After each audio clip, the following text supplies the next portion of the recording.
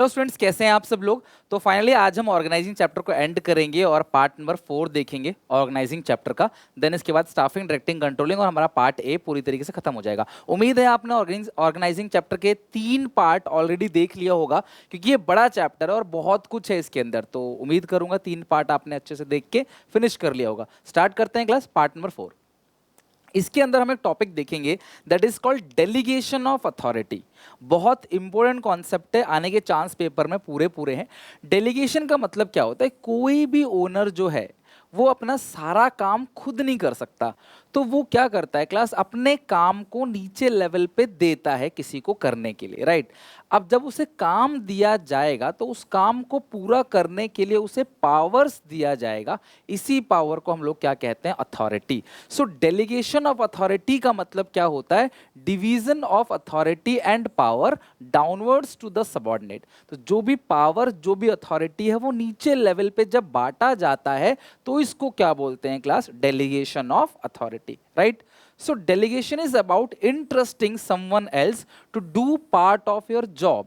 तो आपके काम का एक हिस्सा कोई और करता है जिसके लिए आप उसे पावर देते हो, ऑथराइज करते हो, जिस चीज को क्या बोलते हैं, डेलीगेशन। ताकि आपका लोड, आपका मेंटल प्रेशर कम हो जाए और आप इंपॉर्टेंट चीजों पे ध्यान दे सको। छोटी मोटी चीजें आप नीचे लेवल पे बांट दो कि ठीक है यार, ये काम तुम कर लो, ये काम तुम कर लो, और उनको पावर भी दे दिया आपने करने के लिए कि ठीक है करो।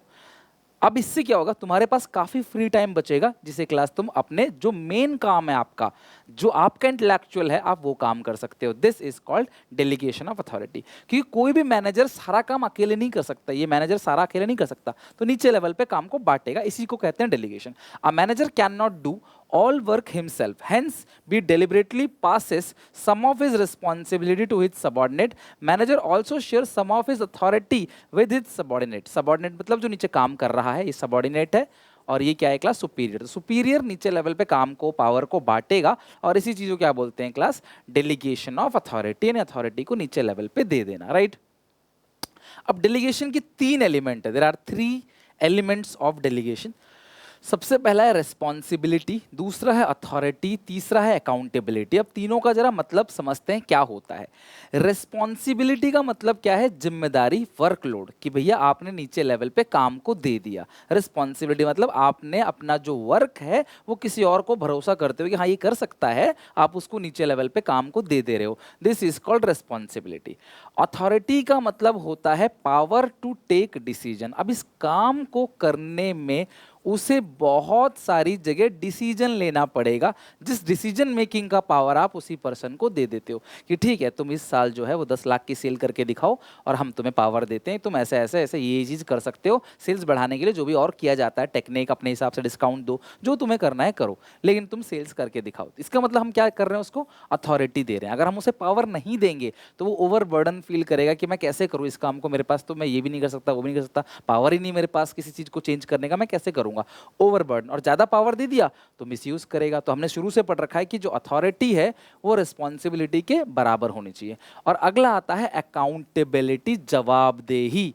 अकाउंटेबिलिटी का मतलब क्या होता है, जवाबदेही, यानी कि answerable for non accomplishment of task. लिख लेना, answerable for non accomplishment of task, यानी कि अगर काम पूरा नहीं हुआ तो जवाबदेही किसकी, कौन जवाब देगा अगर काम पूरा नहीं हुआ, कौन आंसर देगा if work is not done. तो ये क्लास अकाउंटेबिलिटी। सुनो मेरी बात, रिस्पॉन्सिबिलिटी नीचे लेवल पे दे दोगे, अथॉरिटी नीचे लेवल पे दे दोगे, है ना, लेकिन अकाउंटेबिलिटी स्टिल आपकी रहेगी। अकाउंटेबिलिटी को डेलीगेट नहीं किया जा सकता। देखो, authority must be equal to responsibility, हाँ ये हम जानते हैं। अकाउंटेबिलिटी कैन नेवर डेलीगेटेड, ध्यान रखना, अकाउंटेबिलिटी को आप डेलीगेट नहीं कर सकते। अकाउंटेबिलिटी मतलब होता है answerable for non accomplishment task. काम पूरा नहीं हुआ तो आंसर आपको देना पड़ेगा, भैया आप इस चीज को डेलीगेट नहीं कर सकते। एग्जाम्पल, मैं आपको एग्जाम्पल देता हूँ। ये है क्लास एक पर्सन, ठीक है, और ये है बॉस, ठीक है। बॉस ने बोला भाई देखो यार ये काम कर दो और ये पावर ले लो, ये अथॉरिटी भी ले लो और रिस्पॉन्सिबिलिटी, और काम को पूरा करके दो। इसने बोला आगे 2 लोगों को या 3 लोगों को, ठीक है भाई। अब इसने भी क्या करा, 3, सारा काम तो ये भी नहीं करेगा, इसने 3 लोगों को हायर कर दिया और इनको बोल दिया कि भाई आप लोग जो है वो काम करके दे दो, ओके। अब हुआ क्या, अब इन लोगों ने काम को पूरा करके नहीं दिया, है ना, इन लोगों ने काम को पूरा करके नहीं दिया। बॉस ने पूछा भाई मैनेजर से, भाई काम हो गया? मैनेजर ने बोला कि सर कहाँ से होगा, काम नहीं हुआ। तो बॉस ने पूछा भाई क्यों नहीं हुआ काम, बताओ क्यों नहीं हुआ काम। तो ये कहता भाई मैं क्या करूं, मैंने तो नीचे लेवल पे काम बांटे थे, इन्होंने ही नहीं करके दिए, मेरी गलती इसमें। क्या ये ऐसा कह सकता है? क्या कोई minister, chief minister, prime minister कोई काम दे नीचे के डिप्लोमेट्स को, ऑफिसर्स को, और वो नीचे लेवल पे काम बांटे, उन्होंने नहीं किया, क्या वो कह सकते हैं कि सर हम क्या करें, हमने तो नीचे लेवल पे दे दिया था, जैसे आपने हमें दिया, हमने नीचे लेवल दिया, उन्होंने काम करा ही नहीं? ऐसा बिल्कुल नहीं कह सकते, तुरंत सस्पेंड हो जाएंगे, तुरंत निकाल देंगे जॉब से। तो यार ये अभी भी यही अकाउंटेबल है। तो कई बार बच्चे मुझे पूछते हैं कि सर मैनेजर इतनी सैलरी क्यों लेता है? क्योंकि उसके सर पे अकाउंटेबिलिटी रहती है, उसे जवाब देना पड़ेगा भैया, उसको आंसर। अगर स्टेट के अंदर लॉ एंड ऑर्डर बिगड़ गया तो भैया आपको, एसपी को, या फिर जो भी क्लास मतलब कि डीआईजी है या जो भी है, वो आगे जवाब देगा, उसकी जवाबदेही बनती है। वो नहीं कहेगा ऐसा हो गया, कुछ नहीं, क्यों नहीं हुआ। तो लोग कहते हैं ना मूवीज, अभी हमें जवाब देना पड़ता है ना, आंसर तो हमें देना पड़ता है, जवाब हमें देना पड़ता है। तो यही चीज़ है, वो अकाउंटेबिलिटी इसी की रहेगी। जवाब यही देगा, हाथ यही जोड़ेगा, माफ़ी यही मांगेगा इनकी गलतियों के लिए। और फिर जब बाद में इन्हें झाड़ेगा, आपको पता है कि इनको फिर क्या कर, इनके हालत क्या करेगा फिर। समझ रहे हो बात को? तो यही चीज़ है क्लास की, अकाउंटेबिलिटी आप नीचे लेवल पर डेलीगेट नहीं कर सकते। अकाउंटेबिलिटी कभी डेलीगेट नहीं होती, ये हमेशा आप ही की रहती है, आप ही को देना है। Accountability can never delegated. हाँ अथॉरिटी हो सकता है, क्या ये दोनों पूरा पूरा डेलीगेट हो सकता है? नहीं। सारा अथॉरिटी, सारी रिस्पॉन्सिबिलिटी मैं अपना सारा आपको दे दूंगा, मैं किस काम का, और सारा पावर आपको दे दूंगा, आप ही मालिक, फिर मैं किस काम का। तो इसे डेलीगेट किया जाता है, लेकिन ये बिल्कुल डेलीगेट नहीं होता। मतलब आप अपने पास अकाउंटेबिलिटी आप ही की रहेगी, आपको आंसर देना पड़ेगा। आप ये सिंपली नहीं कह सकते कि मैंने दिया और नहीं हुआ, ये कोई जवाब नहीं है, ऐसा नहीं कह सकते। ठीक है, तो ये 3 पॉइंट आई होप अच्छे से ये 3 के 3 पॉइंट क्लियर हो गया होगा, right. Next, centralization and decentralization. हमने डेलीगेशन ऑफ अथॉरिटी तो हमने पढ़ लिया, अब हम पढ़ेंगे क्लास सेंट्रलाइजेशन और डिसेंट्रलाइजेशन। देखो होता क्या है कि जो टॉप लेवल मैनेजर्स होते हैं, टॉप लेवल मैनेजर्स कुछ पावर अपने हाथ में होल्ड करके रखते हैं। ये पावर वो किसी को नहीं देते। टॉप लेवल मैनेजर्स ना कुछ पावर अपने हाथ में रखते हैं, ये पावर वो किसी को नहीं देते कि भाई ये पावर तो हमारे पास है, इस चीज के लिए है, कुछ पूछना तो हमारे पास आना। This is called class centralization. जब टॉप लेवल मैनेजर्स कुछ पावर अपने हाथ में रखते हैं, वो आगे किसी को नहीं देते, दिस इज कॉल्ड सेंट्रलाइजेशन। और जब वो कुछ पावर को नीचे लेवल पे अलग अलग सुपीरियर्स के साथ शेयर कर देते हैं, दिस इज कॉल्ड डिसेंट्रलाइजेशन। इस चीज को हम लोग क्या कहते हैं? डिसेंट्रलाइजेशन। सो सेंट्रलाइजेशन का मतलब टॉप लेवल मैनेजर कुछ पावर किसी को नहीं देते, ये अपना पावर है, ये हम अपने पास रखेंगे, दिस इज कॉल्ड सेंट्रलाइजेशन। और जब वही पावर, कुछ पावर वो नीचे लेवल पे बांट देते हैं सबको, सबके सिलेक्टिव डिस्पर्सल बोलते हैं। क्या बोलते हैं क्लासेस को ध्यान रखना? Selective dispersal. Selective dispersal of authority जब आता है क्लास, तो इस चीज को हम लोग क्या बोलते हैं? सिलेक्टिव डिस्पर्सल ऑफ अथॉरिटी को बोलते हैं डिसेंट्रलाइजेशन, जब वो नीचे लेवल पे पावर को बांट देते हैं। सो सेंट्रलाइजेशन का मतलब क्या है? Centralization refers to concentration of authority और power in few hands. The authority to make important decision is retained by the top level. Important decision जो है भैया वो top level manager अपने पास रखता है, जबकि decentralization can be defined as evenly और systematic distribution। ध्यान रखना, अथॉरिटी यहाँ पे दो लोगों के बीच शेयर होती है। यहाँ सॉरी, जो सेंट्रलाइजेशन है, डेलीगेशन जो हमने पढ़ा ना अभी, डेलीगेशन जो हमने ये पढ़ा, इसमें अथॉरिटी दो लोगों में शेयर होती है, ए ने बी को दे दिया, this is called delegation, right. लेकिन यहाँ पे बहुत सारे लोग होते हैं, सिस्टमेटिक, सबको बराबर बराबर पावर बांट दिया जाता है, अलग अलग लेवल पे जो है सबको पावर बांटा जाता है, डिफरेंट लेवल, और सबको थोड़ा थोड़ा पावर मिलता है, सबको थोड़ा थोड़ा काम मिलता है। टॉप लेवल मैनेजर ये करता है, दिस इज कॉल्ड डिसेंट्रलाइजेशन। ये हो गया सेंट्रलाइजेशन, टॉप लेवल अपने हाथ में रखेगा, जो नीचे लेवल पे बांट देगा उसको बोलते हैं डिसेंट्रलाइजेशन। और कंपनी को क्या करना चाहिए? एक मिक्स पॉलिसी कंपनी को अपनानी चाहिए, कुछ पावर अपने हाथ में रखें, कुछ पावर बांट दें, यानी कि mix policy. Company fully centralize भी नहीं होनी चाहिए, कंपनी फुल्ली डिसेंट्रलाइज भी नहीं होनी चाहिए, थोड़े पावर अपने हाथ में रखे और थोड़े नीचे लेवल पे बांट दे, इस तरीके से। मतलब एक मिक्स पॉलिसी कंपनी को अपनाना चाहिए सेंट्रलाइजेशन और डिसेंट्रलाइजेशन के लिए। ओके, नेक्स्ट है रिलेशनशिप बिटवीन सेंट्रलाइजेशन और डिसेंट्रलाइजेशन। इनकी रिलेशनशिप क्या है? तो सबसे पहला जो रिलेशनशिप है कि decentralization is the extension of delegation. ध्यान समझना, पहले डेलीगेशन होगा, ए बी को काम देगा, फिर बी कई सारे लोगों को दे देगा। तो पहले क्या होगा? डेलीगेशन, फिर क्या होगा? डिसेंट्रलाइजेशन। अब चीफ मिनिस्टर साहब योगी आदित्यनाथ जी ने कुछ ऑर्डर दे दिए इनको, ठीक है, मान लो ये नीचे लेवल पे जो बंदे हैं वो मान लो एक तरीके से ये सीएम है, तो डिप्टी सीएम है, ठीक है, ये डिप्टी सीएम है, इनको बोला भाई ये काम कराना है, ठीक है। अब डिप्टी सीएम सबको बुलाते हैं, सारे आईजीज को बुलाते हैं, या सारे जो जितने भी क्लास आपके कमिश्नर साहब हैं उन सबको बुलाते हैं, सबके साथ मीटिंग करते हैं, सबको पावर दे देते हैं थोड़ी थोड़ी, सबको रिस्पॉन्सिबिलिटी दे देते हैं। तो ये जो हुआ क्लास डेलीगेशन, पहले हमेशा डेलीगेशन होगा, फिर जो है वो क्लास क्या होगा, डिसेंट्रलाइजेशन होगा, राइट। तो डेलीगेशन जो है उसके बाद आता है decentralization. So we can say that decentralization is the extension of delegation.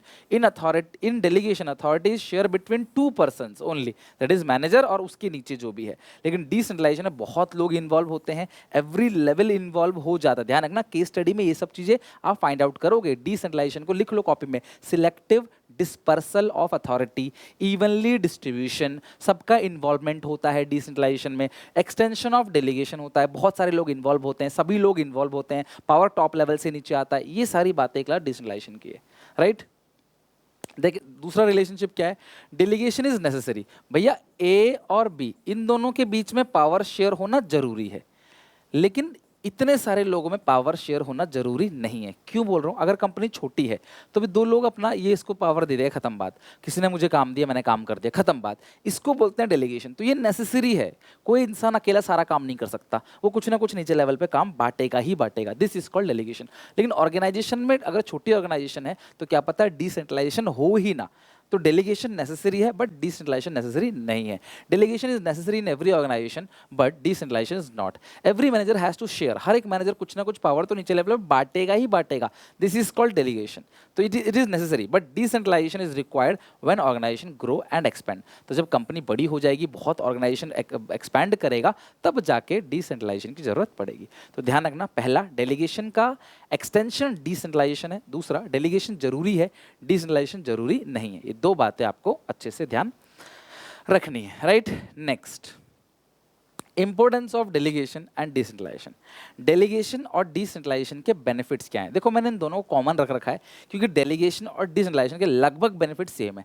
थोड़ा सा बस डिफरेंस कहाँ आ जाता है, देखो पेपर में दोनों तो आएगा नहीं, तो अगर आप एक का भी याद कर लोगे तो आई थिंक वो वर्क कर जाएगा। मैं चाहूँ तो दोनों का अलग अलग लिखवा दूँ आपको, आपके ऊपर टेंशन बना दूँ, मुझे कोई फर्क नहीं पड़ता। टीचर को कुछ भी नहीं जाता बच्चे को नोट्स लंबे देने में, बच्चे को दिन रात पढ़ाई करो बोलने में, पूरी बुक रट लो बोलने में, बुक की लैंग्वेज लिखो बोलने में। टीचर का क्या जा रहा है, कह दिया उसने बच्चे को पढ़ना है। बट मुझे पता है क्लास एज ए स्टूडेंट मैं हमेशा पढ़ाता हूँ, तो एक स्टूडेंट की तरह पढ़ाता हूँ, क्या उसको आसान लगे। मेजर पॉइंट सेम है, तो ये मैंने कॉमन पॉइंट्स बना दिए। आप इसे इंपॉर्टेंस ऑफ डेलीगेशन और डिसेंट्रलाइजेशन कहीं भी यूज कर सकते हो, राइट। बस ये है, डेलीगेशन जो होता है वो लोड कम करने के लिए होता है, यार मैं नहीं कर पाऊंगा मैं नीचे दे देता हूँ। डिसेंट्रलाइजेशन में सबके इन्वॉल्वमेंट की बात होती है, सब आ जाए, सब मिलकर काम करेंगे, ये होता है डेलीगेशन।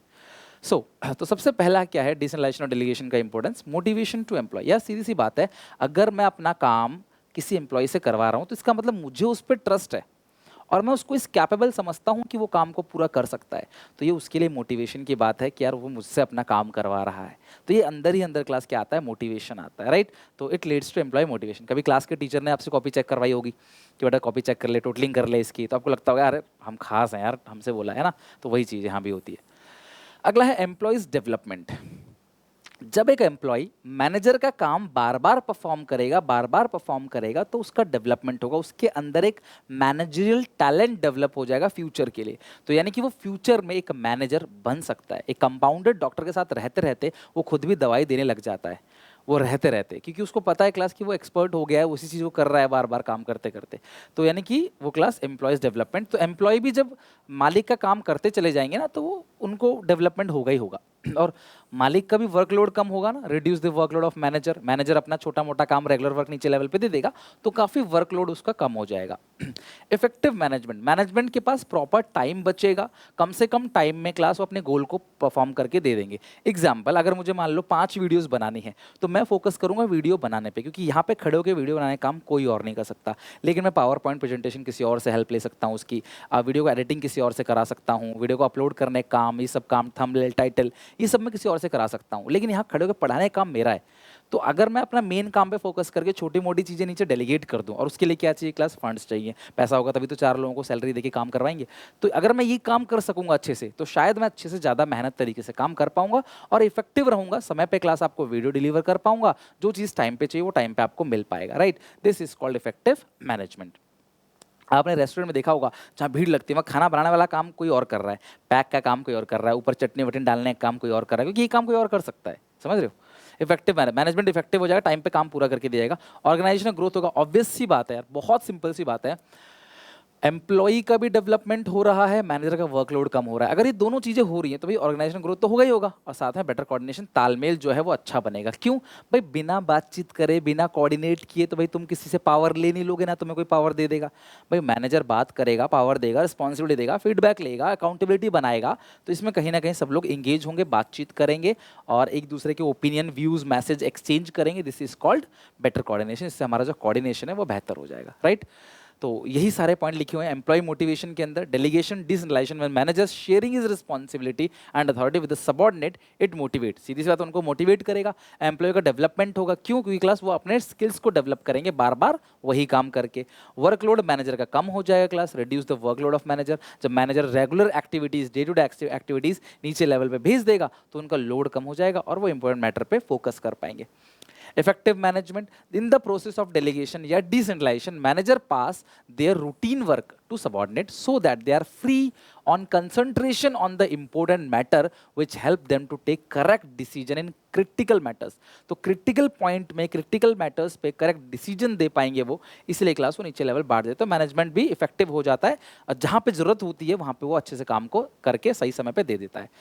ऑर्गेनाइजेशन का ग्रोथ होगा, मैंने बता दिया क्लास आपको, और कोऑर्डिनेशन बना रहेगा। ये सारे के सारे इंपॉर्टेंस थे, चाहे वो डेलीगेशन के हों चाहे वो डिसेंट्रलाइजेशन के।